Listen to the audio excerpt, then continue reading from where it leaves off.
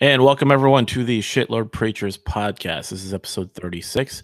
Thanks everyone for joining us today. For those of you who are joining us for the first time, the Shitlord Preachers podcast is basically where my friend and I, Brook Potter and myself, both former preachers, now reformed shitlords, or if you're joining us from iTunes, we had to change a couple of those words. But how's it going today, Brook? It's going well, Amos. Always good to be back on the show. Yeah, I was thinking about that. Like, I actually boosted an ad for our new fan page. If people are interested in that, we're going to put links in the description below.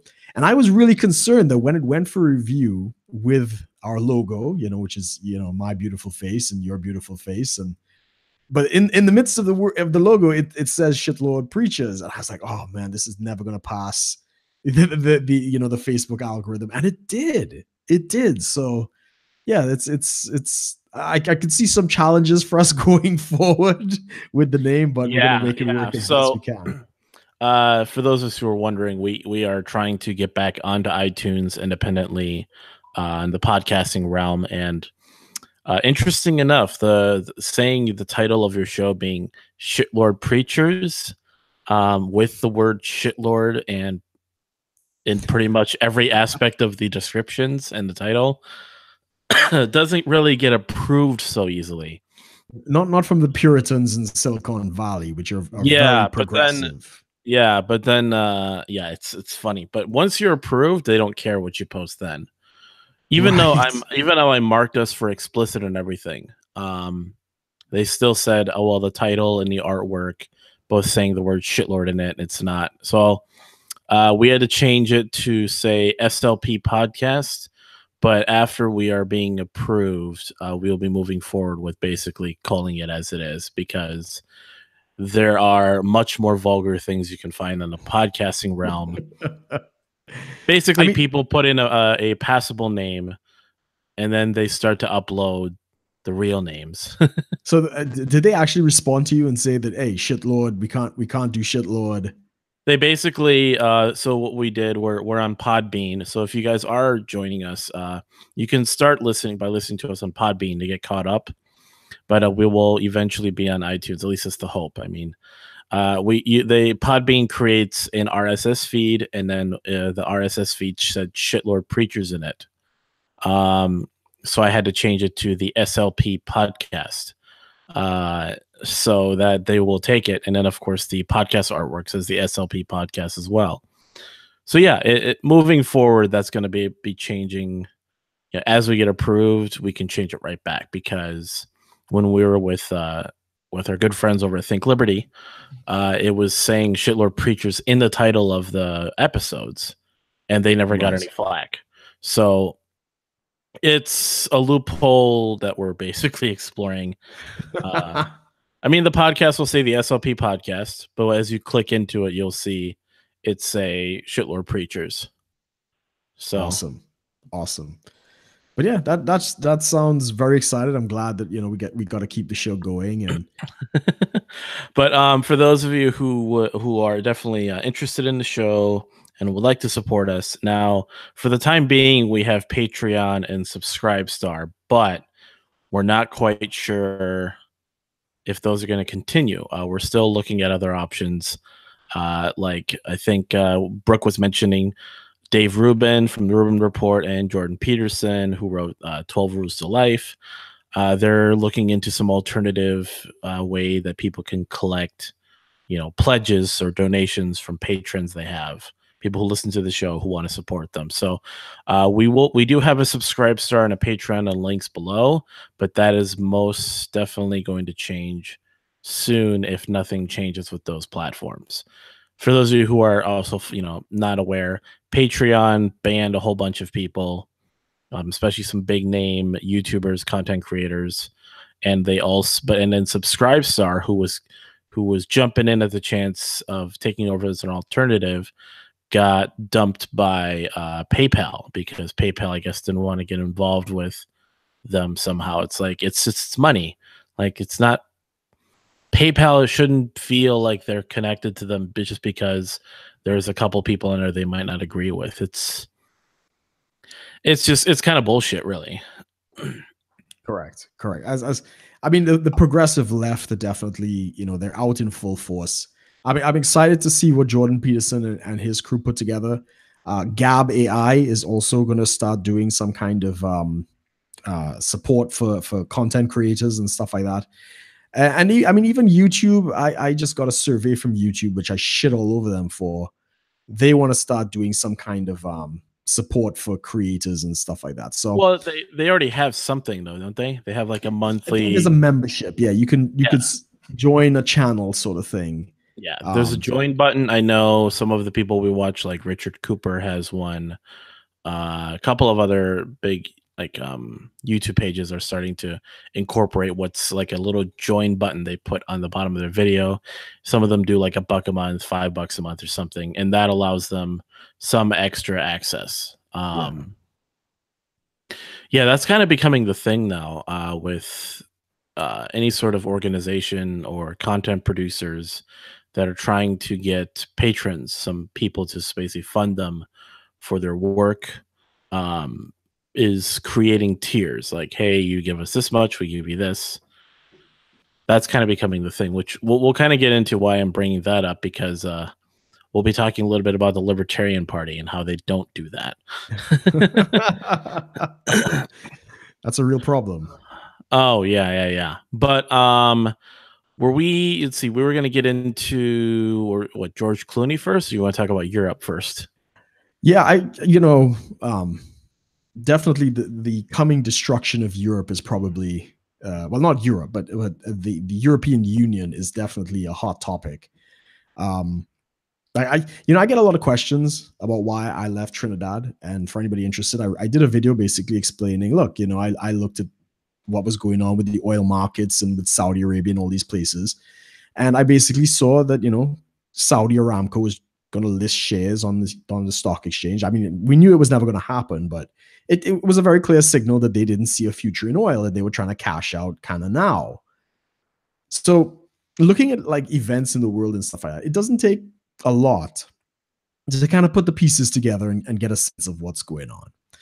And when it comes to the euro, which is the currency of the European Union, as much as the UK might be struggling to get out of the EU, and there's a whole segment on that, it doesn't actually look like the euro internally is going to survive past probably 2019. And really, yeah, there's a huge problem with the currency. And I didn't know much about it until recently. A friend of mine put me onto a Mises lecture and a couple other podcast lectures about this, and it's like, wow, this is really problematic. Now, the euro is the currency of the Eurozone, 28 countries in it. But unlike other, like independent countries and stuff like that, there are stronger countries like Germany and France. And then there are weaker countries that are not as productive, such as like Greece, Portugal, and Italy to a certain extent. And in normal financial terms, if a company is doing well, the currency can be pretty strong, and it doesn't bother them. But if a country is really weak, the way they kind of boost growth and so forth is they devalue their currency, right? It makes cheaper for their exports and all these different kinds of stuff. So the way the exchange rate is fixed, Germany is doing really well with the euro, but countries like Greece and Italy and stuff like that are really struggling. And they don't have any way to adjust their currency to try and offset the disparity, right? Yeah, I mean, you're pretty much, imagine the US dollar, but more, I guess, disparities between the states. I mean, the dollar struggles enough as it is, with the differences between like the economy of like Texas or California. Correct. Or even New York or Minnesota, like where I am. Correct. Or like, well, Panama uses US dollars, right? They don't have a currency in Panama. And that's just the currency they're using. And I mean, Puerto Rico is a very good example of that. Like the policies that come out of Washington, D.C., especially things like the minimum wage, has absolutely decimated the territory of Puerto Rico, because just economies of scale and stuff like that. They could not afford to pay these higher prices. So it's not always good to have these blanket policies that come across across a continent. So what ends up happening in Europe with this fixed exchange rate? Now there is variance because unlike the US, which has the central bank, right? You'll have a central bank. Europe doesn't have a central bank. They have the ECB, which is the European Central Bank, but that reports to the central banks in each of the different countries. So every country has their own central bank. So it's not really a unified system in that regard. And we all know central banks just work so well. Yeah. You can thank Woodrow Wilson for your central bank, I believe. Well, no, Alexander Hamilton. It was abolished after Hamilton, and then Woodrow Wilson brought it back, I think. So you had it for a while. They got rid of it, and I think he was the one. The one you have now is Woodrow Wilson. Well, yeah, the Federal Reserve, yeah. But right, the Federal Reserve, yeah. I hate Hamilton more still. We could do a whole episode on that. And anyway, my point on the euro issue. So what ends up happening is, because even though, for one, they can't adjust their prices, so the weaker economies can't deflate to boost production and exports, and like stronger countries like Germany, people are flowing their money out of places like Greece, Spain, Italy, and they're putting it in banks in Germany and France and all these other countries. But the problem is, the way the accounting system in Europe works is that the minute money is sent to like another country, because they have to kind of balance the money supply, instantaneously money is transferred back to the country and where it buys bonds from the central bank there, basically pulling that money out of wherever you've just put it. So usually what ends up happening, money from Greece will go to Germany. Instantaneously, the accounting system kicks in and it buys the equivalent amount of bonds in the country of Italy, basically sending the money right back. The problem is, it shows up as debt, right? It's just accumulating debt, right? Wow. Right? Because you're buying these bonds that technically you don't really need to pay back to Germany or wherever you send it, right? It's called the Target 2 system. And even if you don't buy anything, even if you don't actually buy something, just moving money causes this problem.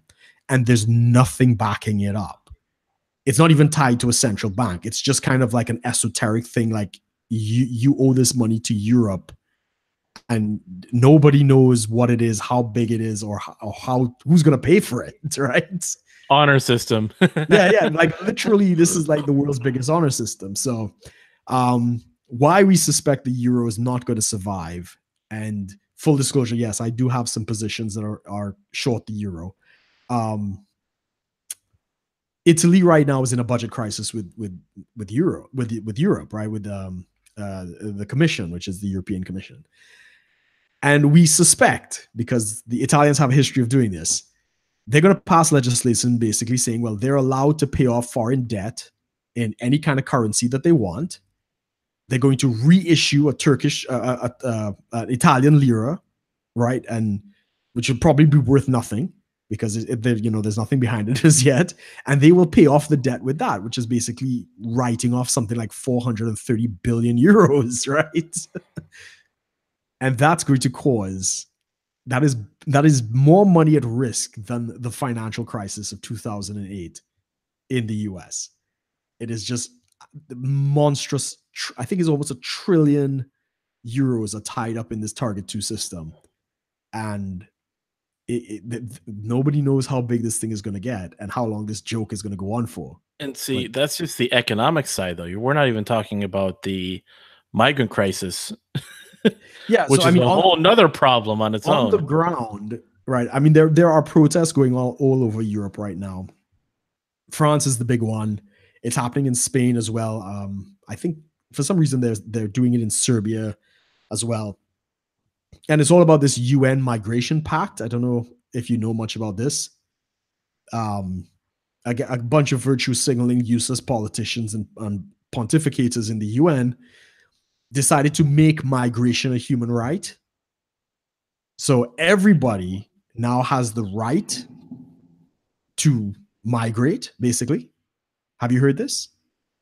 Sounds very libertarian, doesn't it? Not when you got a welfare state, it's not very useful, is it? Well, yeah. No, I haven't heard. I mean, I know I know in the EU you have the right to like move between countries fairly easily. Only if you have a job, right? And this is a sticking point. Yes, we have a lot of nobody obeys the rules, right? No, you could basically say you're coming for an interview and never leave. So that's kind of been the loophole of this thing. But it's supposed to be you have to have a job before you get to the country. You can't just pick up and go. Because what ends up happening, and in the UK especially, because the pound is so strong, everybody comes here and they work as a barista in a Starbucks or something for like 2 weeks. These young kids, these teenagers, they work for 2 weeks. They get paid 200-300 pounds, and they can travel throughout the rest of Europe really cheap for like a couple months on that money. And that's what's going on. So to try and stem the flow, the requirement is you're supposed to have a job, but nobody listens to that really. Yeah, when you're such a large group of countries and laws, it's probably not that hard to just kind of slip through the cracks. I mean, it's like, illegal entry into the United States is already on the books, but you have a massive problem on the southern border with people coming in. And I mean, the tragedy of the 7-year-old girl who died, and everybody's like, oh, Trump is so evil and so wicked. And it's like, well, no. The parents were very irresponsible to take that child up there to try and enter the country illegally. They were dropped off in the Mojave Desert in New Mexico. Yeah. Yeah. I mean, you have so you remember a friend of ours that came over illegally. Yeah. And then he tried to turn around and go through the proper channels to get back in. Correct. Because we went out of the country, met up with him. Actually, remember, I flew with him. Yeah. And we met up, and then he was going to try to go through the U.S. consulate in Thailand to basically go through the channels to come back. Yeah. Then he couldn't. He actually, he said he could have like lied to get back in. Yeah. But he couldn't, so he had to go back to South America where he was from. And it's a whole process to come back in, which is, I think, is a testament to I mean, it's a tough thing because we can use this against leftists to kind of go, hey, see, like it's not just come in, like this is, on one hand, I get it, immigration is supposed to kind of control the flow of people coming in, but on the other hand, it's like, gee, it's a tough position. But he actually told us, and you remember this, he told us he was actually considering sneaking back in again. Yeah. Which goes to show how easy it really is. It's costly because it requires smugglers to do it. And he did mention that, like, you need people to ferry you to a certain point, but then you got to walk through this desert. And yeah, a lot of people die just trying to make the trek, but that's not on, Trump or evil Republicans or, crazy libertarians or whatever. That's, people are making the dangerous choice. That's the risk.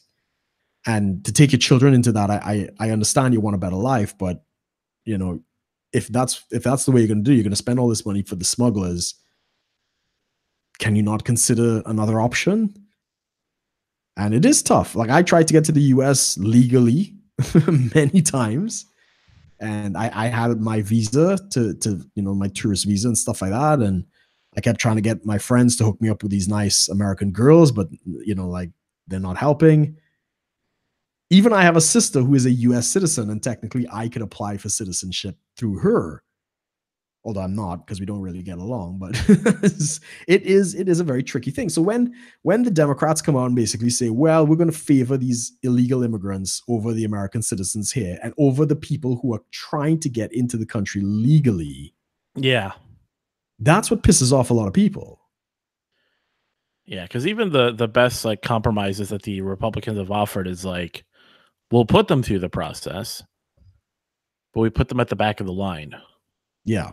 I mean, unless you secure the border, you have to kind of deal with it.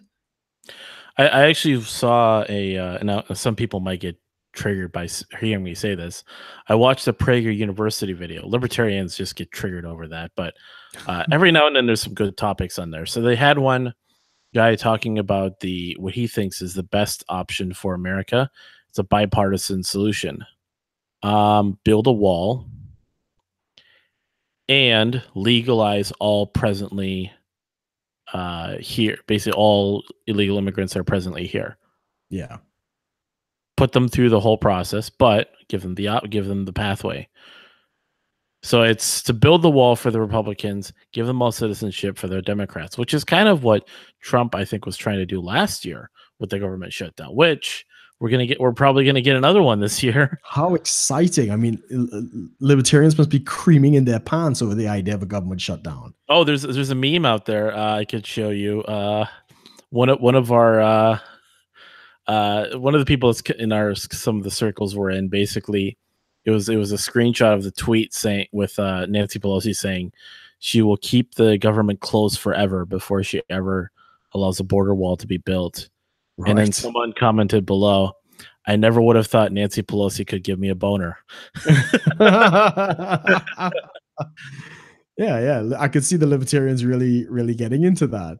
But see, what sucks is we don't get any more money back because of that. Correct. In fact, they try to make it as painful as possible. When Obama did it, but it was what the Republicans tried to shut it down over something I can't even remember. And yeah, the Obama administration directions were make it as painful as possible. So they cut all kind of stupid things, parks and whatever, and you get pictures of crying scouts. Oh, I couldn't see the monument, and oh, think of the children, But the truth of the matter is, nobody noticed that when the government shut down. I mean, on one hand, no one notices. On the other hand, though, the government is so huge that it could actually make an impact to shut it down. Like financial, not really. Like the essentials don't shut down, which is the thing, right? Well, so no. But I mean, but you do have people who, I mean, there are so many people that are employed by the state, is what I'm saying. Yeah. That a shutdown can actually affect a decent, not like a lot, like where like the whole economy is going to get fucked over it, but enough that it, your unemployment rate is going to adjust just a little bit for that short time, even that doesn't work in a sense, because a lot of that money is appropriated already. So the federal government employs what, 2 million people? It's something like that, but it's all automated, right? So it's not really like, oh wow, we shut down the money, so nobody's getting paid, nothing gets done. It basically means that Congress doesn't meet and the Senate doesn't meet, and they shut down the parks and other things. But all of the major services are automated. Like that money's already there, it's appropriated, so nobody noticed. Like, I mean, Obama shut down. But the Republicans shut down the government last time. Did it affect you? Did you even know?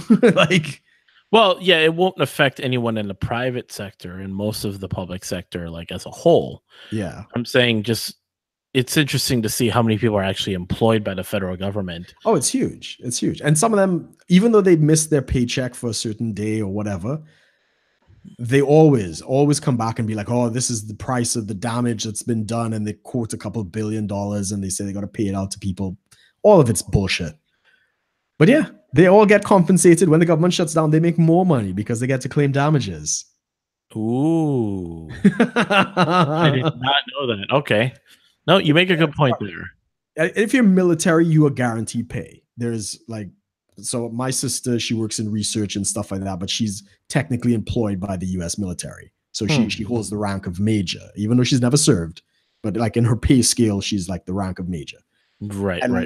They were government projects when the last shutdown happened, with the Republicans shutting it down under Obama, and everybody else on her facility may not have gotten paid, but she got paid. Right.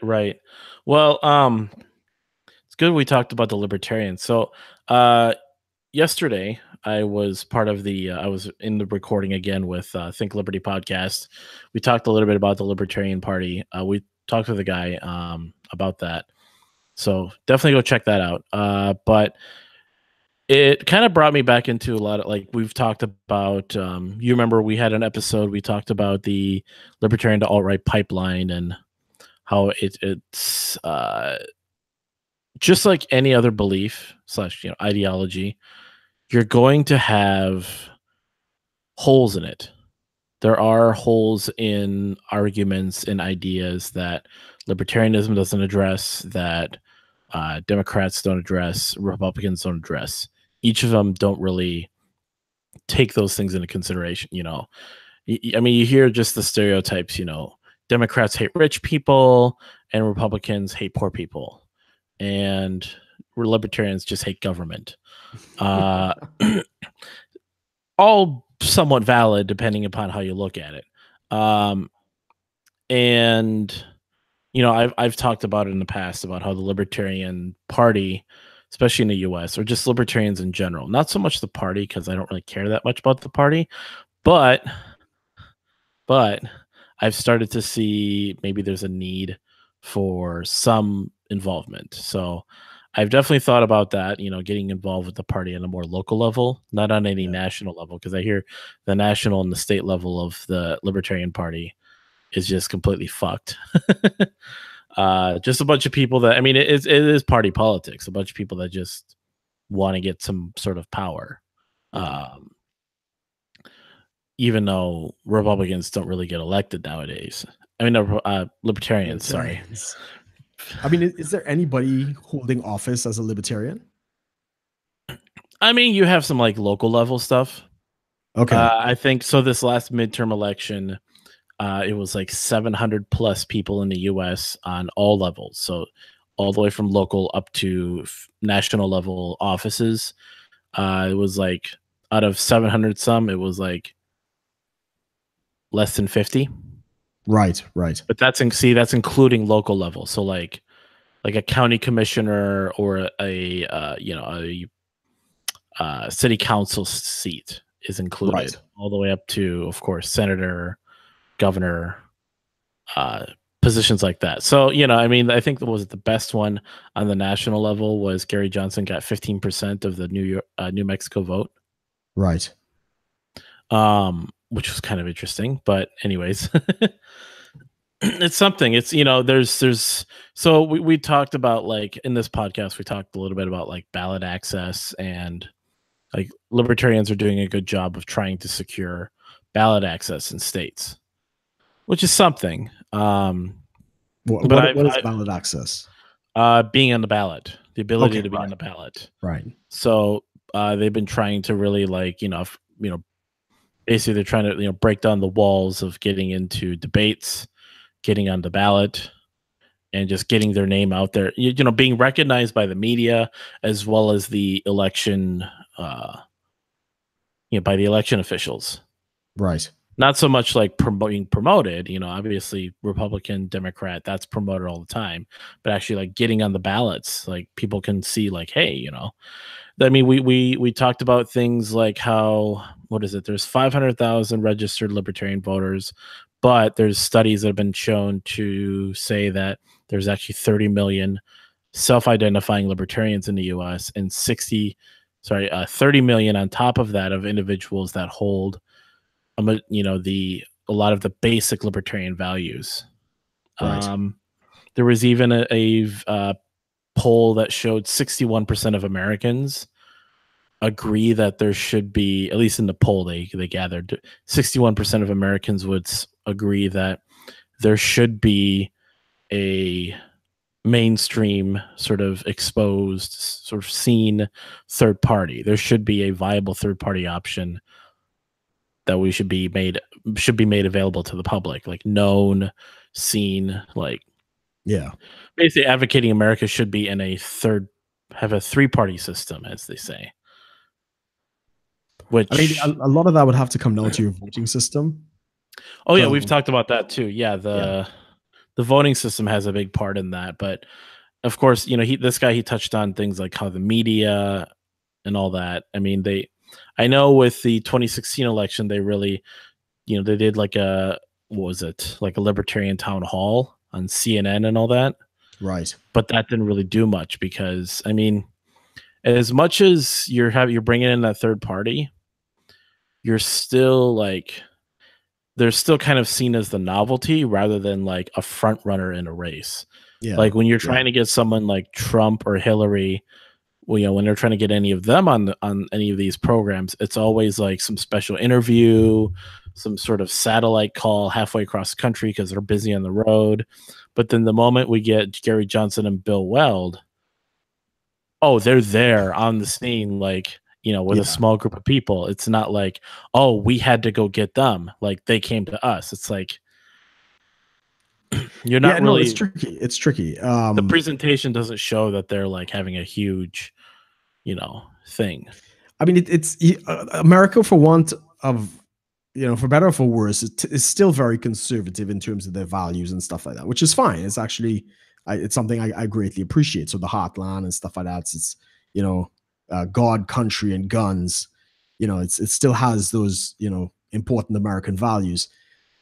But if the Libertarian Party has the stigma of basically being the drug, sex, and rock and roll party, goddamn right, you're not gonna get, even though they might have the leanings, they're still seen as the drug, sex, and rock and roll candidates, right? I mean, I don't know if you remember the 2016? It must have been 2016 with yeah, it was, because McAfee ran for the party, John McAfee. Oh yeah, right. And one of his most popular videos was basically him snorting a whole bunch of cocaine, surrounded by a bunch of like strippers undressing him, like he's about to have this crazy orgy, black and white, so equal opportunity. And he basically goes off on like, nobody actually knows how to uninstall McAfee antivirus. Stop asking me. And he was a candidate. Now, I loved McAfee, right? But unfortunately, that is not going to sell in the heartland of the for everyone listening. Brooks talking about John McAfee. Oh, that's not how you say it? McAfee? We say McAfee. Well, McAfee or McAfee. I think McAfee is usually how it's. Yeah, McAfee antivirus, if anyone's wondering. Yeah, the antivirus. Yeah, software. I mean, he was kind of like the badass candidate. You had Gary Johnson, you had Austin Peterson, which was the senator guy who switched Republican, I should say, for the sake of getting on the ballot. But then he didn't win the primary. Yeah. But what I remember most is his slogan was vote M16. Like the gun, the M16 gun. I liked McAfee, or however you pronounce it, But that is the problem. The heartland of Americana is still pickup trucks, Daisy Duke shorts, and guns. They're not into the drugs, sex, and rock and roll. That's too Hollywood for the most, the generally more conservative voters. Yeah, that's the thing, is we're too Hollywood for the conservatives, and we're too free market for the liberals. Correct. So yeah, it's definitely an issue. I mean, even for us out here in the UK, we have a different issue. We have a Libertarian Party that is not as let's say eccentric as probably the American version. So the guys that founded, very level-headed guys. They're not huge on gun rights, but they definitely, they're kind of leaning that way. So what you're saying is American libertarians are not level-headed? What I'm saying is, I'll put it to you this way. Well, the whole Sargon of Akkad and the liberalist movement. Yeah, we've talked about that. Right. The liberalist movement in the US has been taken over by libertarians. And rightfully so, because really and truly what he is describing is libertarianism, right? In the classic, in what would be considered the American sense of the word. But in the UK liberalist movement, they fight tooth and nail to separate themselves from libertarianism, because they see it as gun-toting lawlessness in the US. And even for people like I am a card-carrying member of the Libertarian Party in the UK, and even when we try to explain to them, look, all of the principles are exactly what libertarianism is all about, just call it libertarianism, they refuse. So anyway, that's that kind of the public conception. But for the party itself, it's a very moderate party.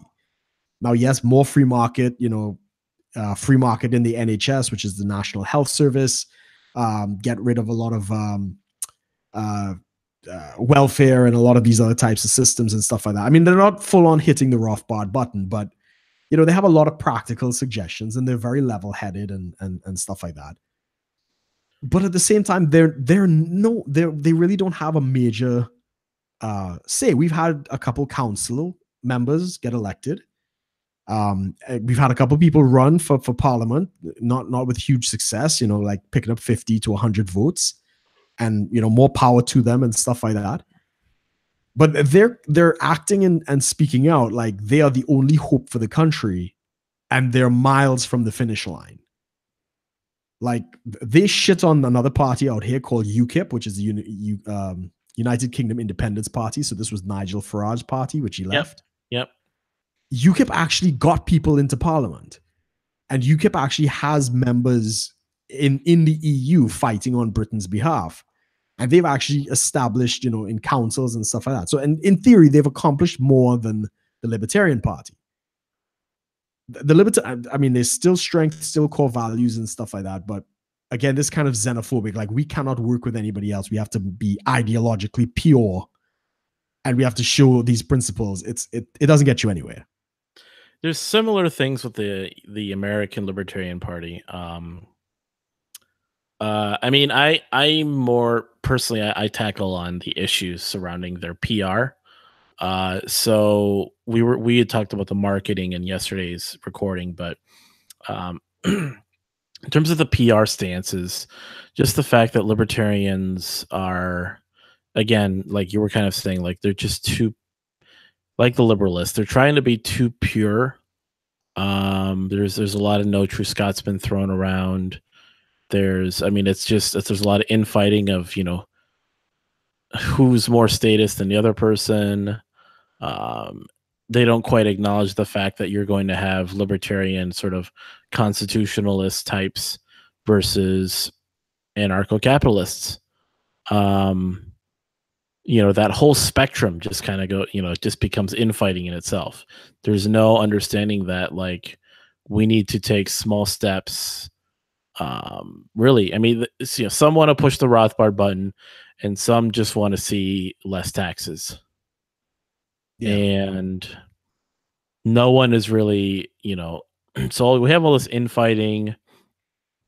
We make good memes, but we alienate all the statists. Like, the statists basically see us as just government-hating trolls that are, edgelords.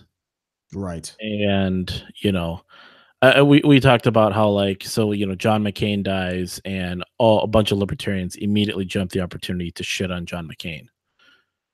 Right.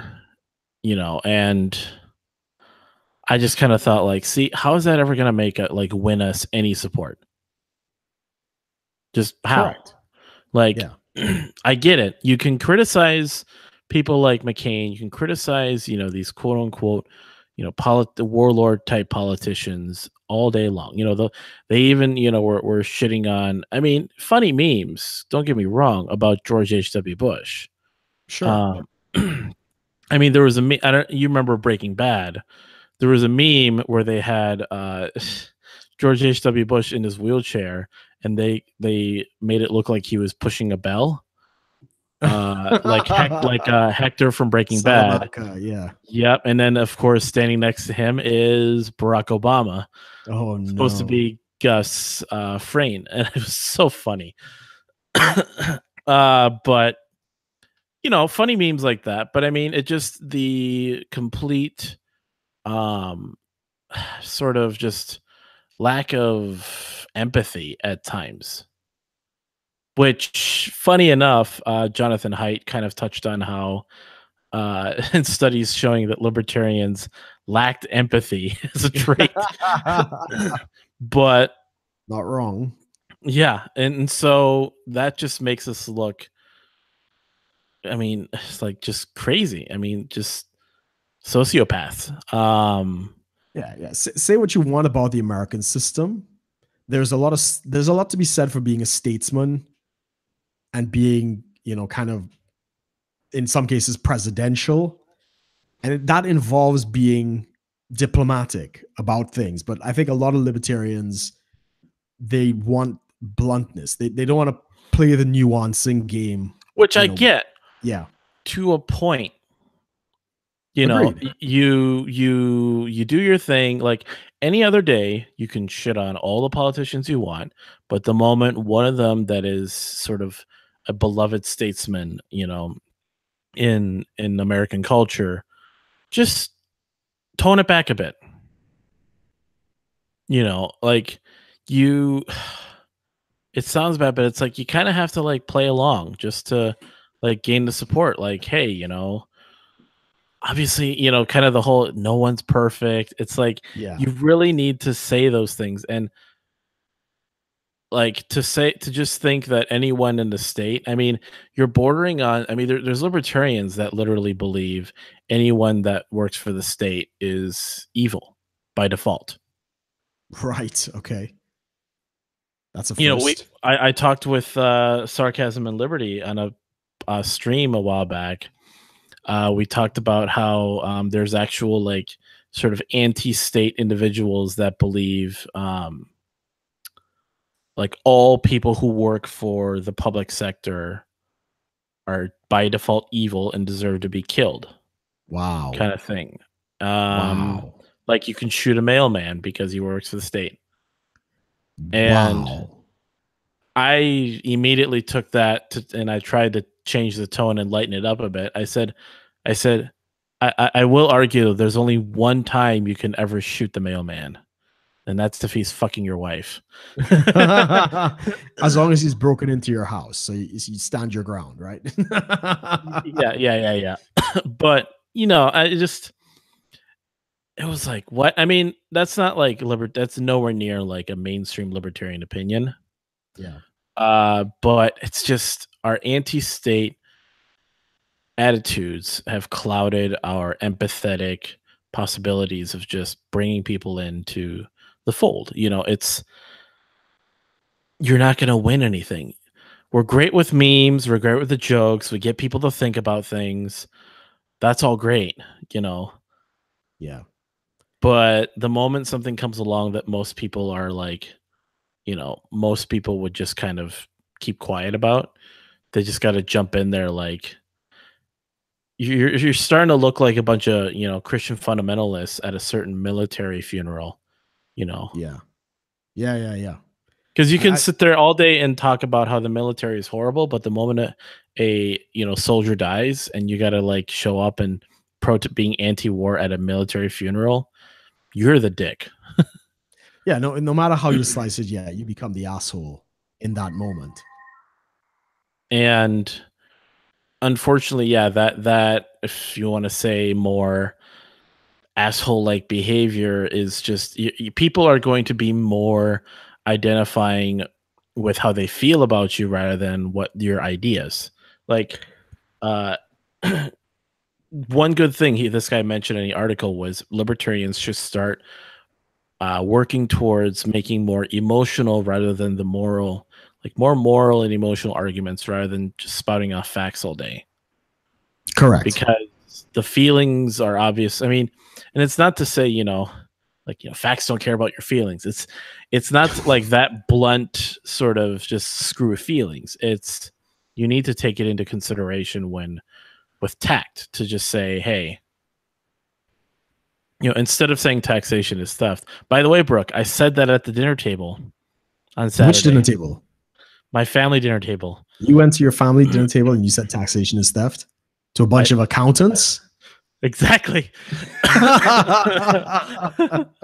Actually, so I should clarify. I said it to my uncle, but other people heard me. And you can't just leave it there, man. You dropped a bomb. You gotta clean this shit up. And then he just looked at me and he said, right away, police, fire, roads. And I was like, oh my God, you did not. He says, what, you just privatize all that? And I'm like, yeah. You could. Yeah. You could. You could privatize, and I mean, I didn't even get into like minarchism, just like, yeah, maybe what I said, what if the government just funded those and nothing more? Right. Like literally just roads, fire, and police and nothing more, because we know it funds so much more than that. Correct. Those are the things that affect our lives. So let's just say you have the government fund the things that directly affect our lives on a daily basis: roads, fire, police. That's it. Yeah. Military defense, Military. So you get that. And then what? courts, Courts. Okay. and I think that's about it. Maybe schools for like the people who literally can't afford it. Yeah, as long as it's competing against private schools, I think that should be Yep. fine. Like a small public school sector. The problem with any kind of public sector is that it grows into a bigger public sector. Yeah. So that's the problem. So it's That just is the problem. any amount of state is going to grow. It's a weed. The state is a weed. There we go.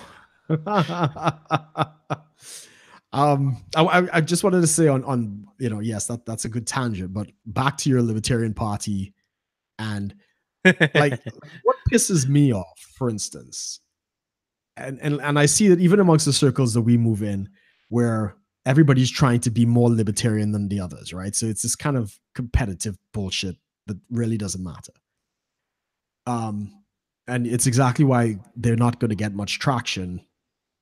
It's They like, shit on even the good things that politicians might do, right? Like, okay, so Trump did his tax cuts, and we're supposed to all be for tax cuts. And I didn't see the libertarians being like, oh yeah, this is really good and stuff like that. They would just shit on Trump because he's a politician. And that, not giving a person their due when they're actually doing something right. As you say, it turns you into a prick. You become the asshole at the end of the day. Now, I'm not the biggest fan of Trump. I like a lot of the things he's doing, especially recently with NATO, and he's great sticking it to a lot of these foreign bodies that are just bleeding you guys for money. Just, for the sake of like the masculinity, the sort of alpha mentality he has, a little bit of the trolling in there too every now and then. Absolutely love it, man. I love how he shits on the mainstream media. I love all of that, right? His policies, some of them are just better than others. That's fine. But when he does something good, like I think he did something about Martin Luther King's birthplace. He made it into a memorial. He's done a hell of a lot for the Black community. He's, again, the tax cuts and stuff like that. And I mean, he has to get a lot of this stuff passed through Congress, which isn't really helping. He's trying to do something about immigration, even though Congress isn't really helping. So there's a lot of good. And I would not see the libertarians kind of, okay, for that, you deserve an applause. Nope. Nope. Shit on Trump. Yeah. Just to say on that, there is a very large population of people that support Trump. And if that's the position these people are going to take, then like literally, they're never going to get any traction. Yeah, you're not going to be able to be taken seriously of criticizing Trump if you just literally shit on him day in, day out. Yeah, exactly. Because a lot of people like Trump. Yeah, I mean, even I like him for some things, and then for my job, I come across a lot of different people, and I try to hold my tongue when just conversations can go in so many directions when you're talking to a lot of clients that I talk to, and it comes up, and I right away I'll just clarify, like, hey, I voted third party, so you don't know what to do with me. But then as soon as I give, depending upon who I talk to, as soon as I give any credit, even in the smallest degree, to what Trump does, even if I say like, hey, I like the tax cuts because I get a little bit extra money every check. Yes, granted, 1% more in take home versus taxes. But that's something. It's still something. I agree. And because I see that, like, some people, like a few dollars. It's like, yeah, a few dollars. Like, imagine what that difference makes across the country. Like, I see that. And then I bring that up, and people go, yeah, but then he said that one thing where if he shot someone on Main Street, like he'd get away with it. I'm like, but did he ever shoot anyone on Main Street? And then it turns into he was just making a point. Yeah, then it turns into me unfortunately having to defend a guy I really wouldn't care one way or another. Correct. You know, I told you about the video, there was like the one Democrat that's like, don't make the level-headed Democrat that was saying, don't make me defend Trump. Correct.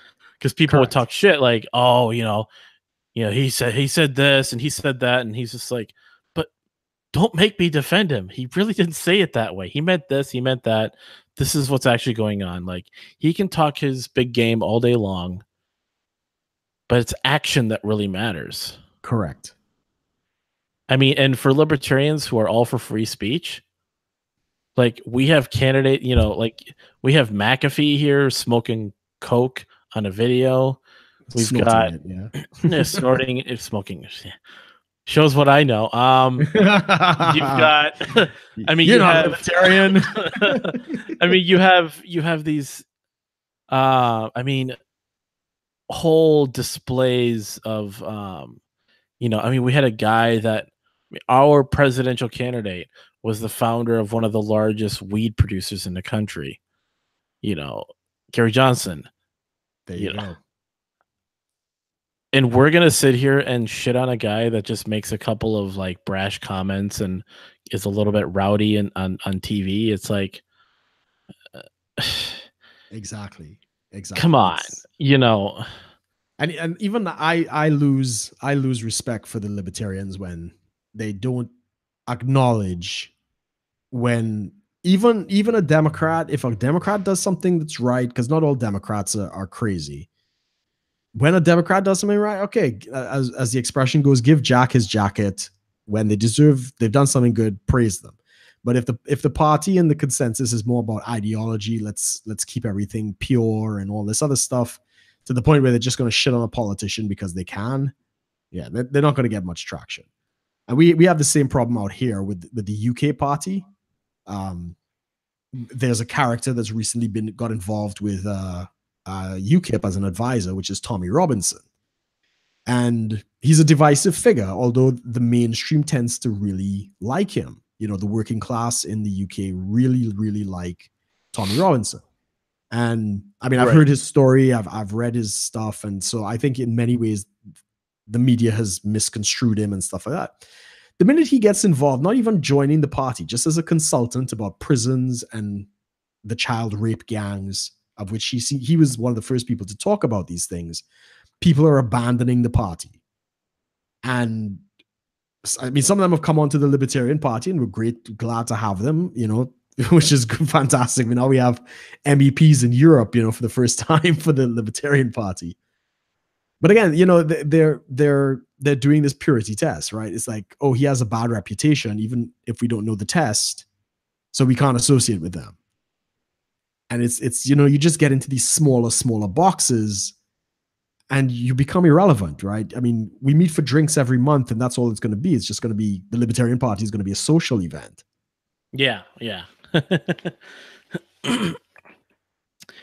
it's definitely kind of shitty.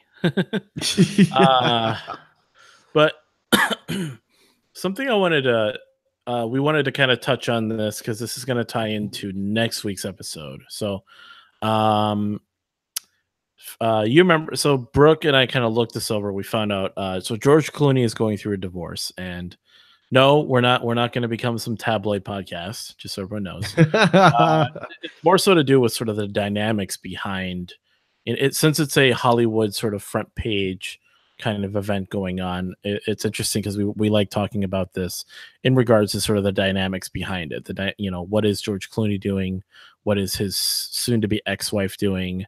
Things we're noticing just that we like to look into. This is kind of our going into our red pill. So next week we'll be talking about a book that, and really it's only because Brooke and I both have read it. But it is one of the most, I guess, the most interesting, I should say interesting, important books, I'd say, for me, and for me at least, that's helped me sort of changing the way I see sort of how the world is, especially with sort of the dynamics between men and women, not only in popular culture, but it's just in daily life. Um, but yeah, George and Amal Clooney. So let's see here. Amal Clooney being his wife. So I pulled up, and of course, I have to pull it up on a tabloid site, of course, because that's where you ever get any news. So basically, yeah, I don't know why I say $1 billion divorce shock. I don't know if they're combined. It's their combined net worth or something. But anyways, George Clooney and his wife are obviously filing for divorce. So they've been married for 4 years, and what they're noticing here is after 4 tumultuous years, George and Amal Clooney looks like it's hanging by a thread. On their 4th wedding anniversary, which of course they're supposed to be spending together, they were thousands of, it says kilometers because this is an Australian website. She was at the 73rd session of the UN Assembly in New York. George was at a party in LA with his friend Randy Gerber. I don't know.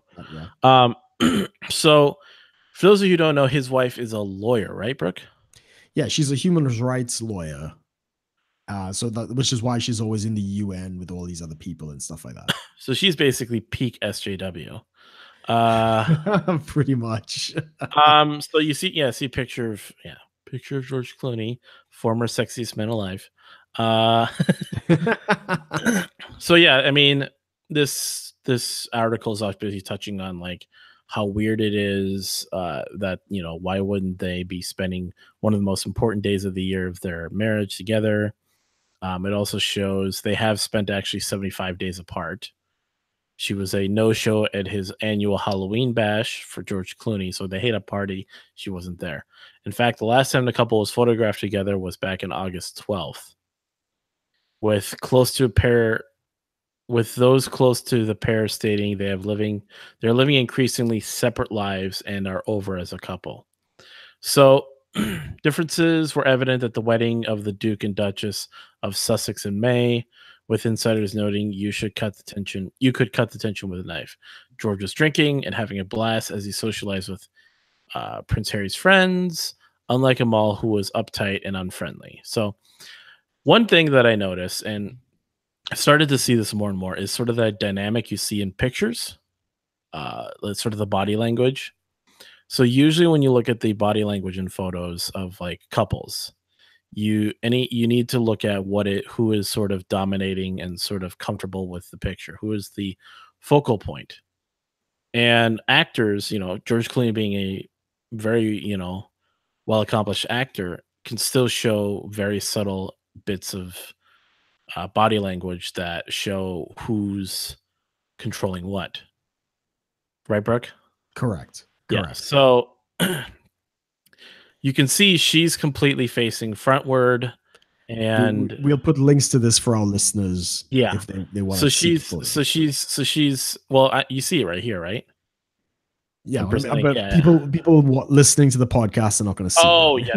So, you can see, most of the description is actually going to be in the video since iTunes doesn't allow too much for the extra links. So, but if you go to newidea.com.au and then just look up George and basically George and Amal Clooney, $1 billion divorce. You look at the most recent photo they have, it shows she's pretty much facing forward and he's kind of not leaning, but turned towards her.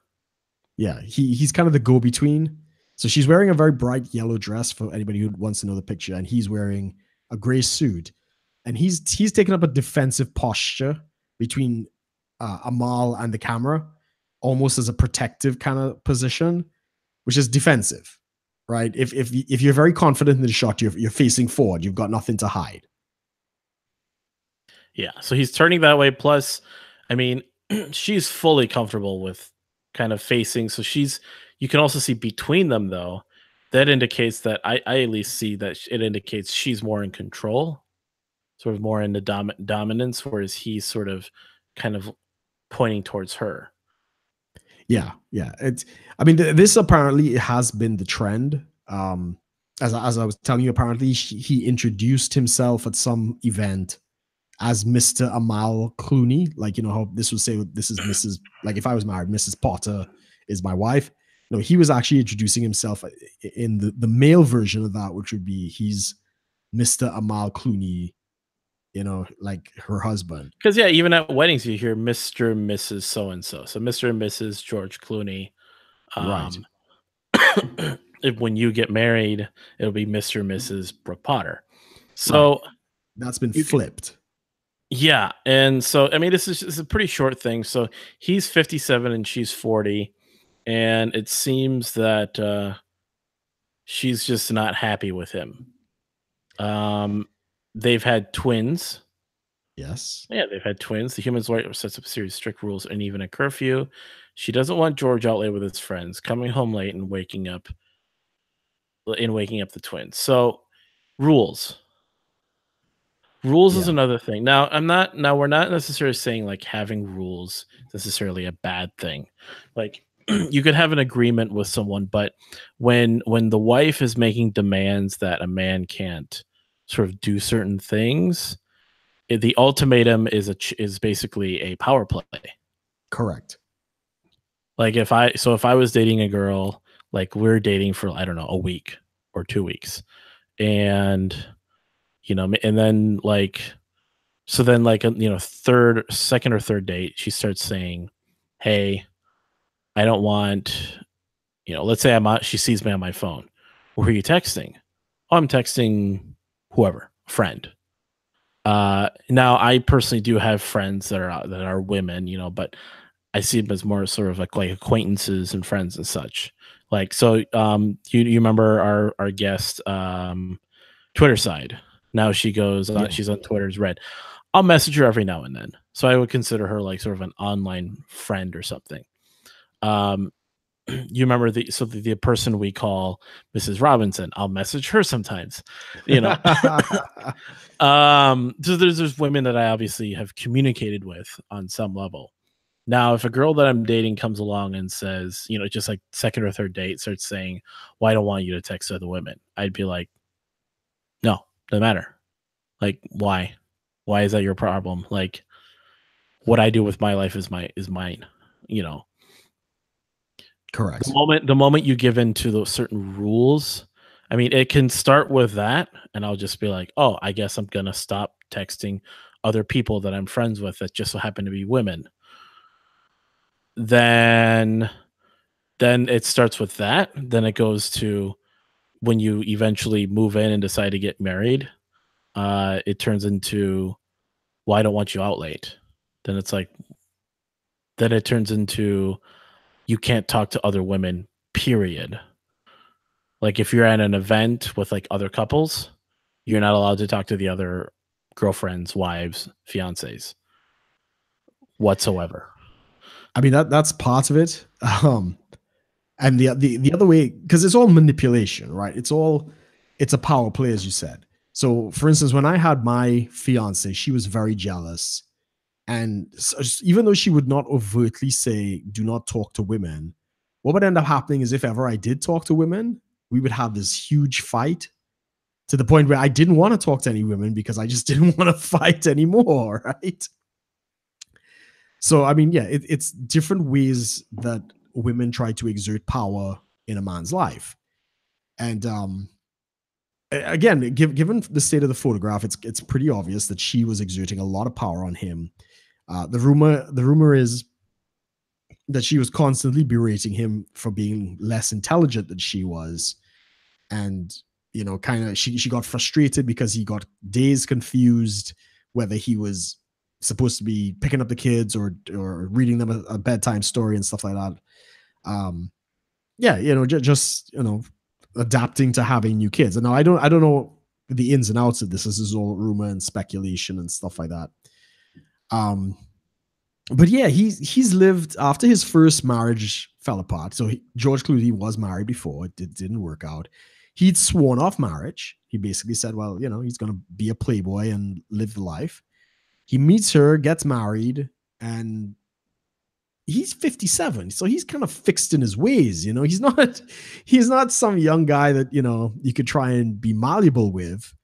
So I think, you know, for me anyway, to hear that, you know, these kinds of things are being imposed on him, I would never think George Clooney to take that kind of secondary role.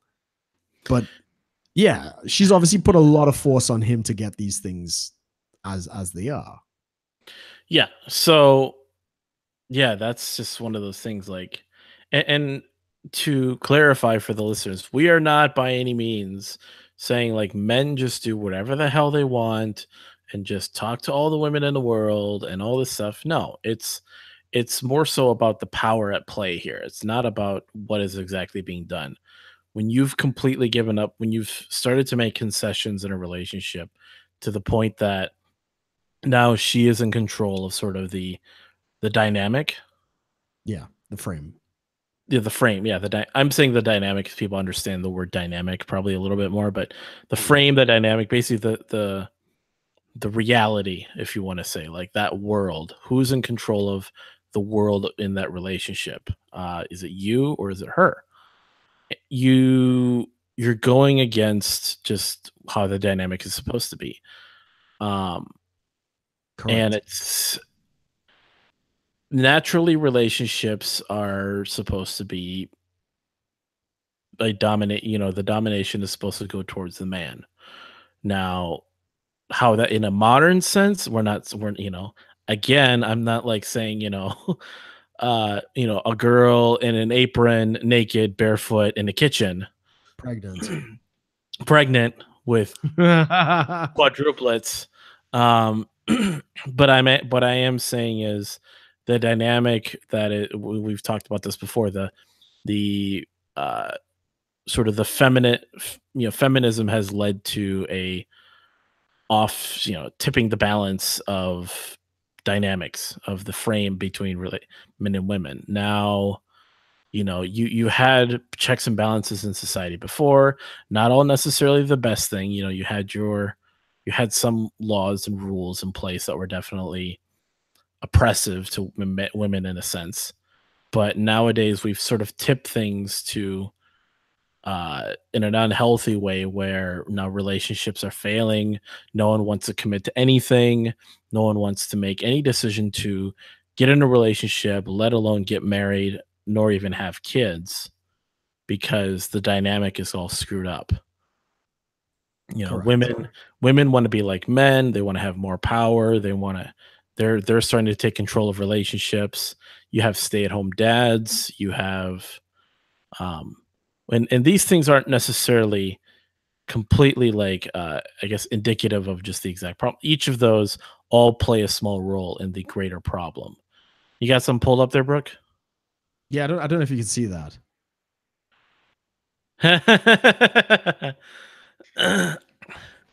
Oh boy. So Brooke here has a meme pulled up. Yeah, it said there are only two genders. It showed a picture of two doors. One was kitchen, one was men.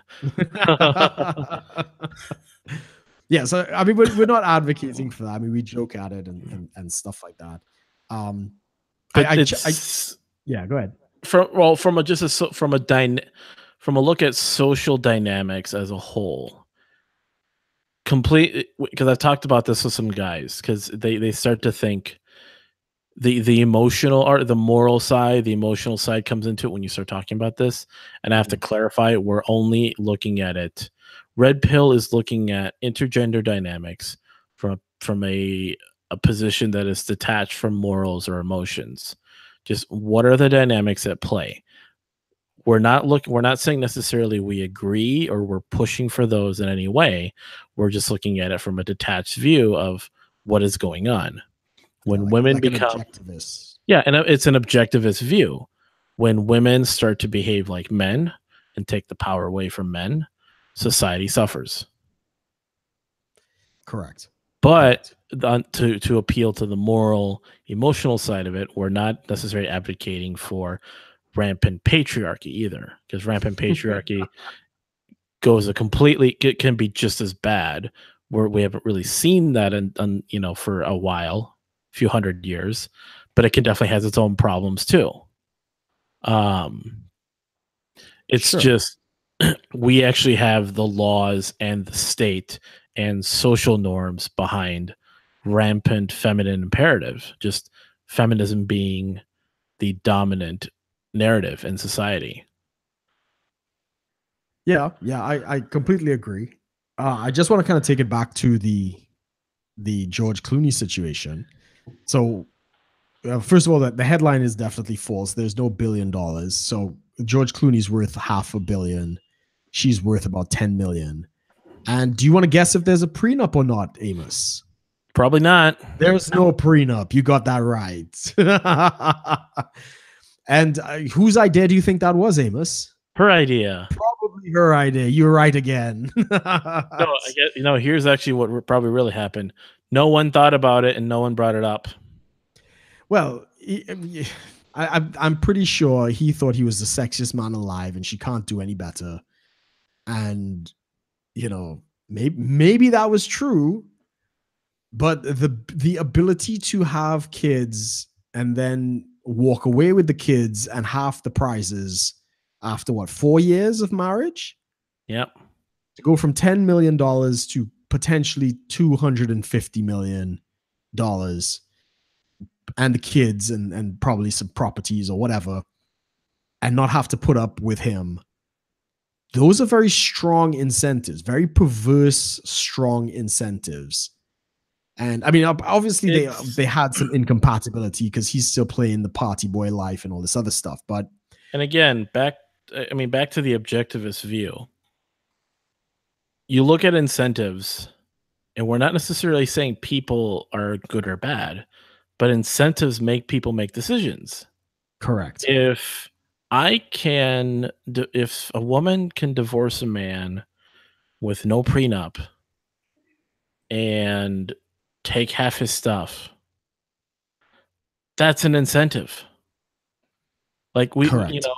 Objectively speaking, welfare is an incentive to not work or not work as hard.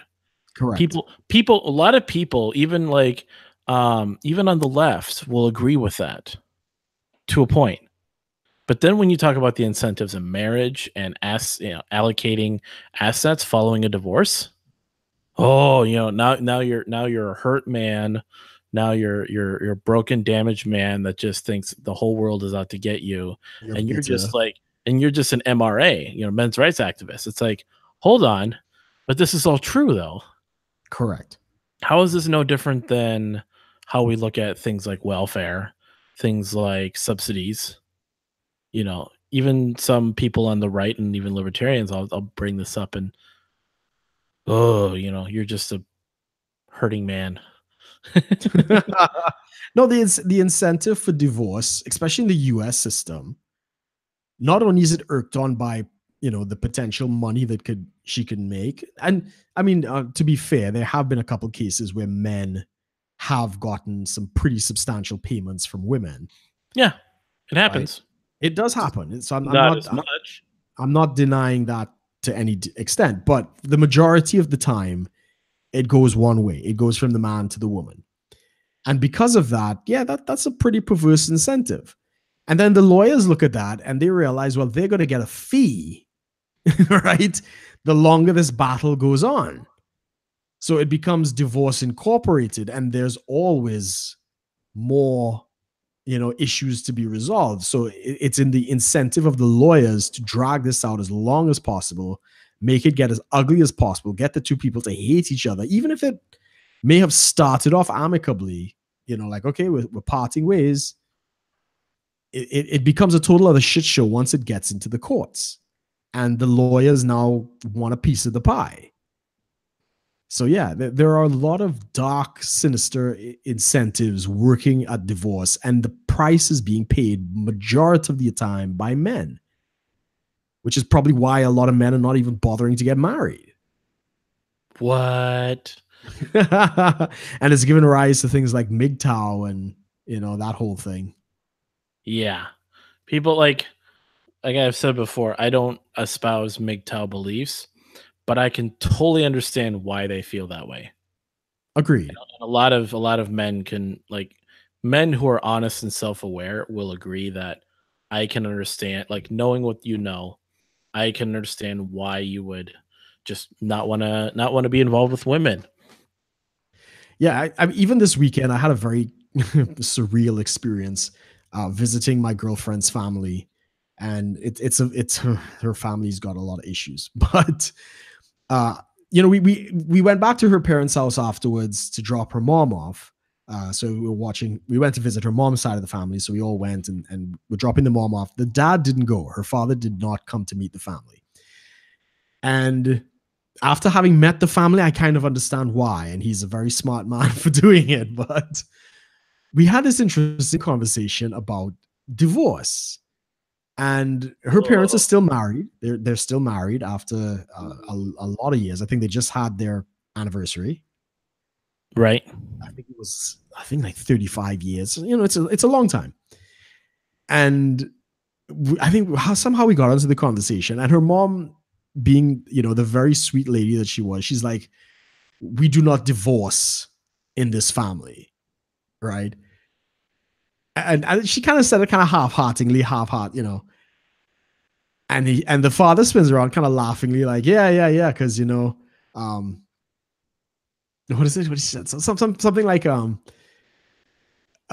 yeah, because if it didn't work out or whatever, you just walk away. She said, well, if it didn't work out, I wouldn't ask for anything from you. I just expect half. And he spun around and laughed and be like, what? I'm broke, right? I've got like fuck all, half of nothing, you know? And I mean, it was kind of fun, but it was kind of also, bizarrely sinister. Like a twisted dark humor. Like a twisted dark humor. And I kind of thought to myself, well, maybe that's the answer to the divorce epidemic, is to get married, then lose all your money and be broke, right? And then they can't take you for anything. Zero yourself out before she does. Yeah, zero yourself out. Like after she's hit the wall and you're getting older, you just start to whittle that inheritance money for your kids down to where you're basically breaking even. And then she can't take anything. Then yeah, she won't want to leave because then she'll inherit some debt probably too. Yeah, exactly.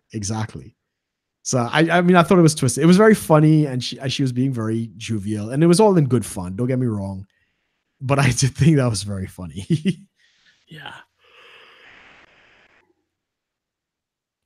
Yeah. It's so I mean, the reason we're kind of touching on this is, first, I mean, it's interesting to kind of see, on a mainstream stage, how divorce is, and marriage, and it's not just the divorce, it's the dynamics between men and women, and how, I mean, people are going to see this. Men and women are going to see this and go, "Holy crap, even George Clooney can get fucked by, kind of, being seen as the man's man. He's getting fucked by divorce." And then women will see, "Gee, I could be 40 years old, have twins, and marry George Clooney and take all his stuff, half his stuff." It's Exactly. it's incentivizing on a social level, on a societal level. Yeah, it's pretty. It's as you say, it's perverse incentives. I think the last statistic was like 70% of all divorces are initiated by women, and they usually end up with very favorable terms out of those divorces. And before everyone starts saying, "Oh, just because women initiate it doesn't mean they're at fault. What if they're the victim of, a bad marriage?" And I go and say, "Prove it then." And yeah, no, that's fine. Even if that is the I mean, case, and they're here's still overrepresented, right? Because it's more than half of all divorces come from women. So even if 20% of that is abuse, fine, right? But that still leaves only 20% of men are trying to get divorced, right? That it still leaves like still 50% of it is women. I mean, here's what I'm thinking though. That doesn't quite match the narrative though. For the people who are sort of like they hear that statistic, the people who will speak out against it and say, "Well, it doesn't necessarily mean anything, because what if, like, the woman just can't handle anymore?" So how can that apply in a marriage? Like, so if all 70%, so all those 70% of the marriages, so that 100% of those marriages that are initiated by women were all because the woman was the victim.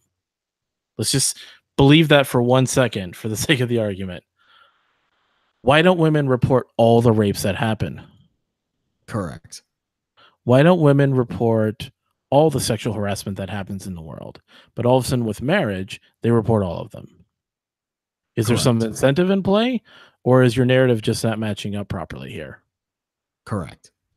It doesn't make sense that all of a sudden women grew, so to speak, grew a pair for marriage, but then they can't handle growing a pair for things like rape, sexual harassment, abuse, all this stuff. Correct. It's insane that women are only honest about their bad circumstances when there might be potentially a reward for it. If anything, that just makes women look like shit even more than the initial idea of just saying, "Oh, in marriage, they just." I could just say women have an incentive to get divorced because they can get half the. They have a good chance of getting half the men's stuff. That's nowhere near as bad as saying women will only report will only initiate divorce when they know there's an incentive versus they. But then if there was, you see, the narrative doesn't quite match up because then they could come back and say, well, if there's truly an incentive to report rape, for the sake of the incentives at play, so the social, the Me Too movement of discrediting and destroying men's lives. So are there more or less rapes actually being reported? See, all this stuff all these questions aren't allowed to be asked because you're a misogynist. Yeah, I mean, believe all women. There is a distinction between the Me Too movement, which is sexual harassment mostly, and sexual assault. So, I mean, in this day and age where complimenting a woman can now be taken as sexual assault if it was apparently unwarranted, right? Even consensual sex can be revoked and become unconsensual if she regrets it the next day, right? So there are no more rules for this thing, right? There are no more rules between men and women. It's all gone to, tits up, as we say. I mean, I for one, I'm absolutely terrified of some of the women out here because this is the UK. This is first world. All this brain shit cancer, feminist stuff is like entrenched.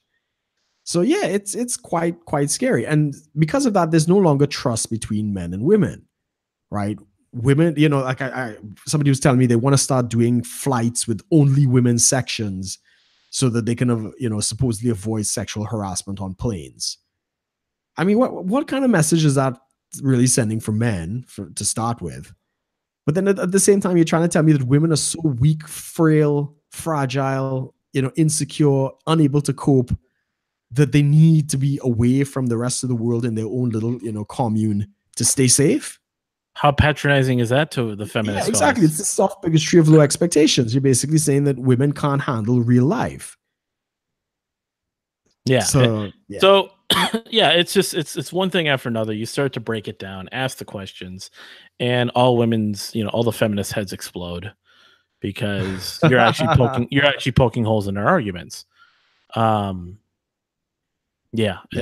The women's is they don't appreciate this kind of. But I mean, let's back to Clooney and his divorce. The women's is are never satisfied. back to Clooney. I know we're kind of touching on what we're going to be talking about next week. So yeah. So I mean, next week we'll be probably doing a full recommendation for people who might want a last minute gift. So we're going to recommend something, but. Yeah, back to Clooney. Now, Clooney, I don't know him personally. Once was the sexiest man alive. He is 57 though. So would you say that maybe his issue is faced with his own mortality, he went for a young girl as a result and didn't really think it through? Possibly. Well, a younger woman. Let's say one younger woman. He's 57, she's 40. Yeah. Possibly. I mean, that's 17 years.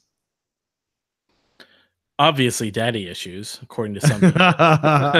Yeah, we'll get to her side in a minute, but on his side, I mean, I remember hearing about this wedding early on, and I think I saw a couple of clips, and apparently he was really struck with her. And I think she's kind of tall. At least when she's wearing his shoes, I think she might And be yeah, taller the than picture, him. she seems probably either the same height or a little taller than him. Yeah, they might be the same height, but she's taller with heels, kind of thing, probably. Right, right. Um, so yeah, I mean, and she's a beautiful woman. There's nothing against that. I think he may have had better luck if maybe she wasn't a lawyer. Like, just personally for me, I no longer date lawyers. I no longer date accountants, doctors, any kind of professional, right? And it's nothing against them personally. They might be great people and stuff like that, but it becomes complicated in a relationship when you have two very competitive people esteeming for their career, right? Just for what in whatever capacity that looks like. And especially when you're dealing with lawyers, they're argumentative by nature. Right. So you Yeah. do end up fighting. Yeah, if you're not in the field. So if you're dating a lawyer, they're argumentative. If you're dating an accountant, they know a lot about money. Uh Yeah, even a friend of mine, he was dating what do you call him, a personal coach, like a life mentor, no, like a mentor kind of thing, life coach, like a life coach, right? So my point was this: whatever the profession of the woman, that is going to be reflected in your relationship in some capacity. So my friend with the life coach, he's a very successful accountant. I mean, he's making a lot of good money. Just bought a place. He's looking to buy another one to rent. Drives a nice car, nice watches, clothes, and stuff. He's skiing somewhere in Switzerland at the moment. Marries his life coach, and the life coach starts giving him a whole bunch of advice, like, oh, you could do this and you could do that and start your own consulting firm and da da da da da. And he kind of looked at her and he's like, you're just full of talk. Like, that's all you are, is a mouthpiece. She really didn't have anything beyond all her motivational spiel. And unfortunately, for a lot of these career women, because you've invested so much in your career, that kind of becomes a big part of your personality. So yeah, lawyers are argumentative and stuff like that. Well, what if you married a, there's always that thing, there's a joke about sleeping or dating your therapist. I mean, That's never a good idea. or even a psychologist, psychiatrist, even a doctor.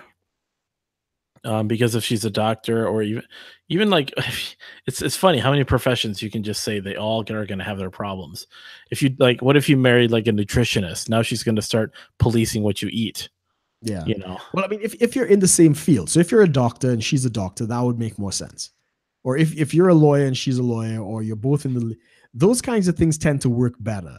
But if you're not in the same field, especially if she's been heavily driven in some kind of career that required a lot of work, like law or accounting or whatever, that's going to become a very big part of her personality in out of work. It's going to be reflected. Right. Yeah. And since she was a human rights lawyer, gee, I couldn't imagine what sort of rhetoric she has just bubbling up in her head that she's just going to throw at him. I mean, well, this is it, because we're now hearing that she claims Clooney was not a very good dad and he was controlling, and you can start to see a narrative that is being spread. Now, I don't know if it's true or not. I'm just saying a narrative is being formed that she's the victim. You can safely assume, I think, that she had some feminist rhetoric taken into that marriage. Yeah. And to get George Clooney to introduce himself as husband to you, yeah, definitely.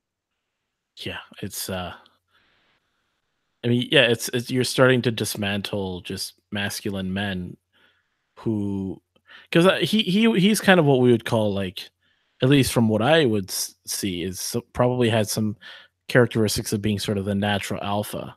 So he demonstrates this, his physical looks, his ability, but he's never really been properly sort of learning about the nature of women. And here he comes and actually has to deal with one, and he's dealt with a few, hasn't he?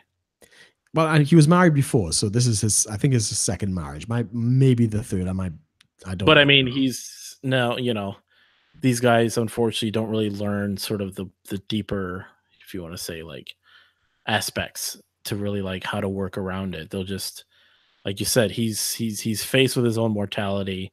he probably just wanted to like, optimize something to like find a woman, have kids without really vetting her properly for, okay, she's a lawyer, she says all these things and behaves this way, and you know, as Richard Cooper says, more red flags than a Chinese Communist parade.